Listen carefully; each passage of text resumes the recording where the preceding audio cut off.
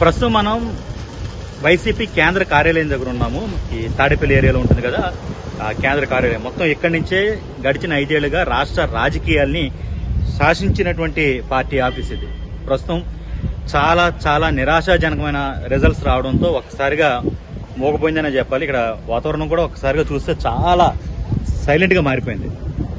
ఎంతో మంది పార్టీ లీడర్లు క్యాడర్ ఇక్కడికి వచ్చి సంబరాలు చేసుకుందాం ఒకవేళ వైసీపీ గెలిస్తే అనే యాంగిల్లో మార్నింగ్ ఇక్కడికి వచ్చారు ఆంక్షలన్నీ దాటుకుంటూ. కానీ ప్రస్తుతం సీన్ మొత్తం రివర్స్ అయిందని చెప్పాలి. ఇప్పుడు మీరు చూస్తున్నారు కదా ఇక్కడ ఈ జగన్ అనే నేను అనే బోర్డు కనపడుతుంది కదా, మధ్యలో డిజిటల్ కౌంట్ డౌన్ ఒకటి ఉండేది. అంటే ప్రమాణ స్వీకారం చేయడానికి రెడీ అవుతున్నారు, జగనే గెలుస్తున్నారు అంటూ ఆ కౌంట్ డౌన్ వచ్చేది.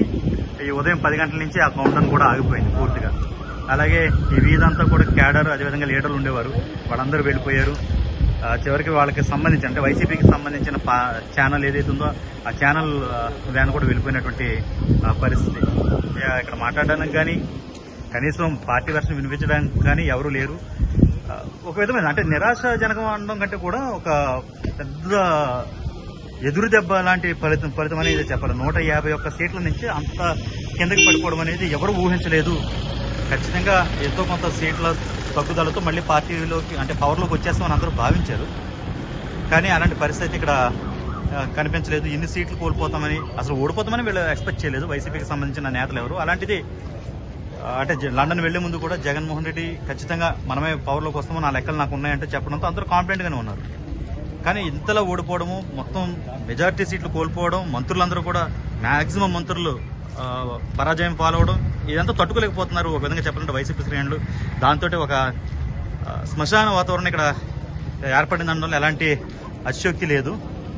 మొత్తం ఈ పార్టీ ఆఫీస్ ఇది, ఇక్కడే పార్టీ కీలక నిర్ణయాలు జరుగుతుండేవి. జగన్మోహన్ రెడ్డి సీఎం అలాగే పార్టీ అధినేత హోదాలో ఇక్కడే ఆయన అనేక సమావేశాలు నిర్వహించేవారు. అలాంటిది ఒక్కసారిగా ఇక్కడ కంప్లీట్ సైలెన్సే కనపడుతుంది. కొన్ని వెహికల్స్ ఉన్నాయి కానీ ఇవి పార్టీ లోపల పనిచేసే కొన్ని విభాగాలకు సంబంధించిన ఇన్ఛార్జీలు ఉంటారు కదా వాళ్ళ వెహికల్స్ ఇవి. అలాగే 1-2 మీడియా ఛానల్స్ కి సంబంధించినటువంటి వెహికల్స్ తప్ప ఇంకేమీ లేవు. టోటల్ గా సైలెన్స్ ఇక్కడ కనపడుతుంది.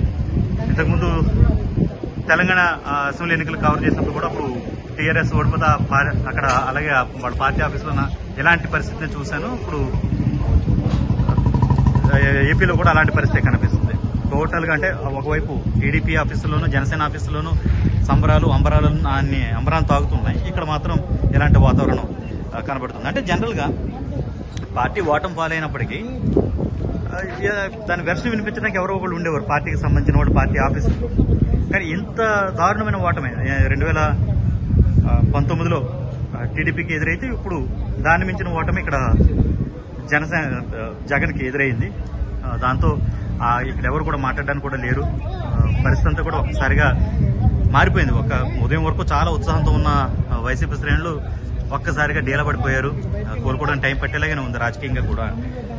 మరోవైపు జనసేన పార్టీ ఆఫీసులో ఒక ఉత్సాహం అయితే నెలకొని ఉంది. ఎందుకంటే టోటల్ గా ఈ రాజకీయాల్ని ఈసారి ఎన్నికల్ని ఆయనే శాసించారు అంటూ వాళ్ళు చెప్తున్నారు. దాంతో ఇక్కడ మీకు ఏమైనా వినపడుతుంటే కనుక ఈ టపాసులు పేలుతున్న సౌండ్స్ అవి ఖచ్చితంగా జనసేన పార్టీ ఆఫీస్ నుంచి.